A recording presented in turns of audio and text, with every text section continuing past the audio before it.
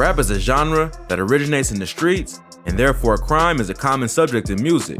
Some rappers talk about past crimes, while others rap about things they've seen or just imagined. There's also a third category of rappers who talk about real events going on in the streets while they record their music. Here are some of the most popular rappers who snitch on themselves in their own music. YNW Melly.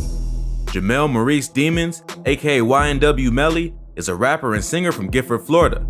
Melly is best known for his deep, emotive singing voice and breakout tracks like Murder on My Mind and Mixed Personalities featuring Kanye West.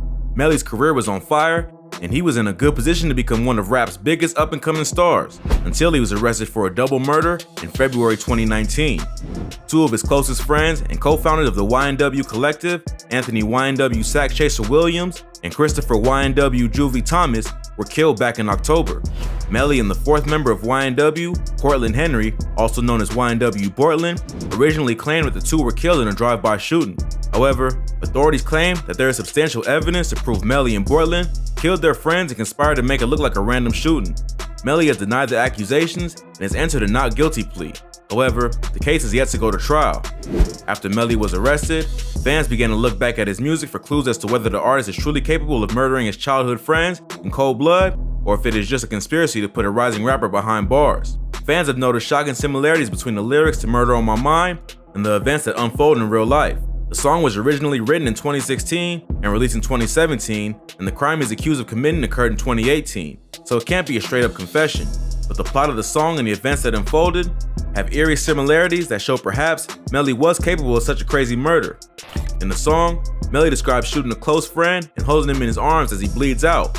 In the song, Melly says, "Yellow tape around his body, it's a fucking homicide. His face is on a t-shirt and his family traumatized. I didn't mean to shoot him, he just caught me by surprise. I reloaded my pistol, cocked it back and shot him twice." According to police, the killing of YNW Juvie and Sack Chaser was no accident. It was a premeditated murder. Neither of the two snuck up on him because he's accused of having shot them from the back seat. But Melly continues by saying, "I told him it's too late, my friend, it's time to say goodbye. And he died inside my arms, blood all on my shirt." Melly claims that he was locked up for gun charges and drug possession at the time he wrote the song. However, the chilling nature of the lyrics and the detail he gives about watching his friend die may have led many to believe that if he didn't kill Sack Chaser and Juvie, he may have killed a friend in the past. Another detail that has led many to speculate that he may have committed the crime is a handshake that he performs in the video for the song. Melly is allegedly a member of the Bloods. In a documentary released to his YouTube, just a few weeks after the shooting, Melly performs a crazy blood handshake with YNW Juvie. In the video for Murder on My Mind, he performs the same handshake with the friend he accidentally killed.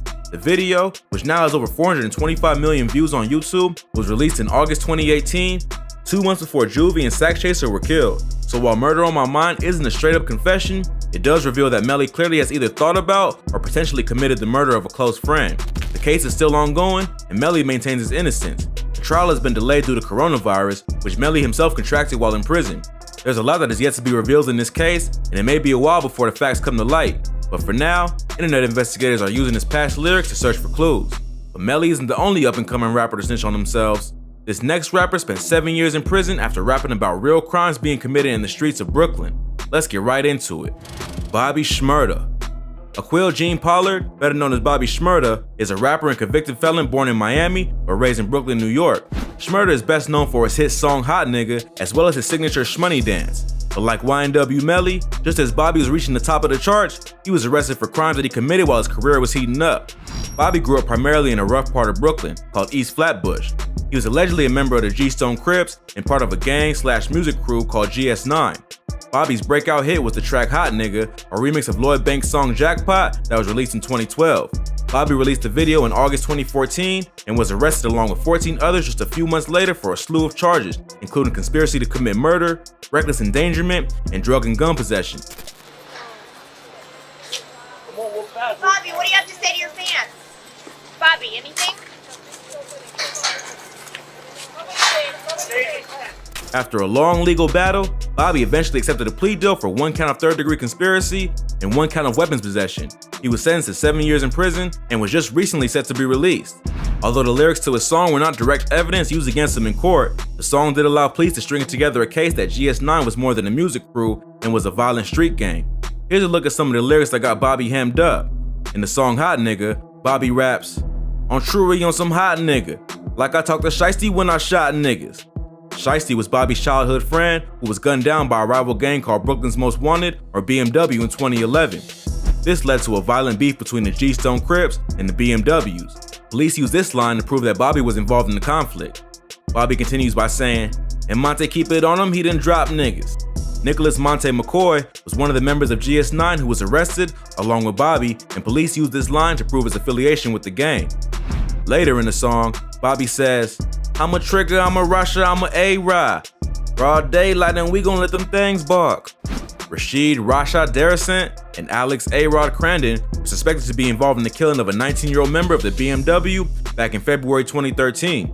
They were caught on a surveillance camera running into a bodega and letting things off in broad daylight. Just like Bobby says in the song, they received some of the harshest sentences of any of the GS9 members, with Rasha getting 98 years and A-Rod getting 53. The most damaging line is also the most famous when Bobby raps, "Mitch caught a body about a week ago."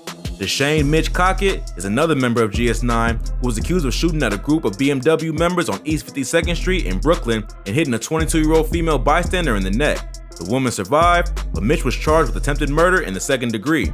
Police used this line to convict Mitch of the shooting. Check out our video on the lyrics that got Bobby Shmurda arrested for a more in-depth look at the lyrics in the case. The evidence against the GS9 crew was pretty damaging, and ultimately, they all ended up doing time.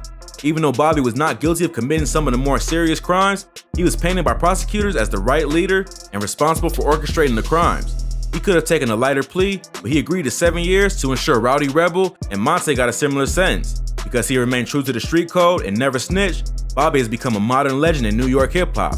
As of February 23, 2021, Bobby's out of jail and a free man. Only time will tell if he can stay out of trouble or if he'll get sucked back into the street life. But Bobby Shmurda isn't the only young rapper to self-snitch. The next artist almost ruined his career with a questionable lyric in an unreleased track.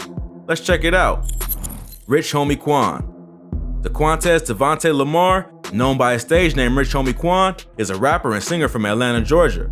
Quan originally got mainstream attention for his song Type of Way and his association with Young Thug and Rich Gang. He grew up in Atlanta, Georgia, and had an interest in creative writing and music from an early age.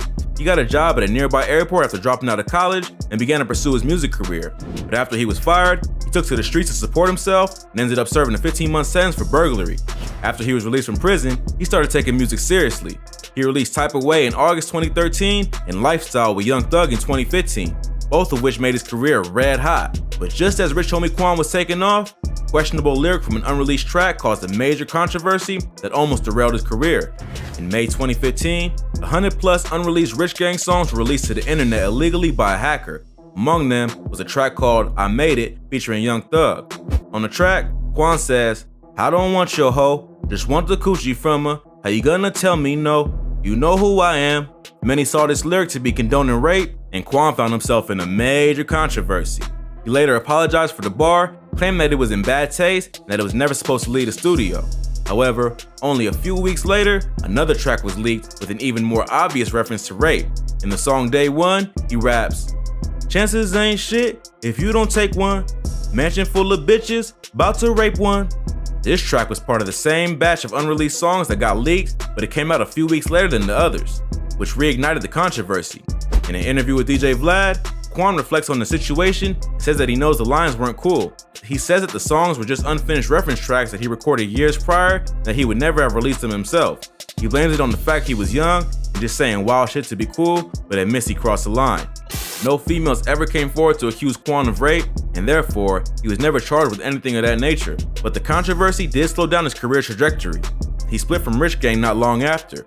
He and Thug claimed the split was over creative differences, but the leak may have contributed. Quan continues to release music and still has a solid fan base despite the controversy. However, he still hasn't had the same kind of mainstream success as he did before all the drama.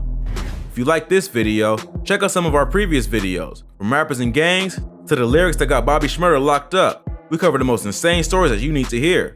Well, that's all for today. If you enjoyed this video, go ahead and give us a thumbs up and let us know in the comments what you'd like to see in the future. Don't forget to subscribe to our channel and hit that notification button so you never miss any great content like this. Catch you in the next video.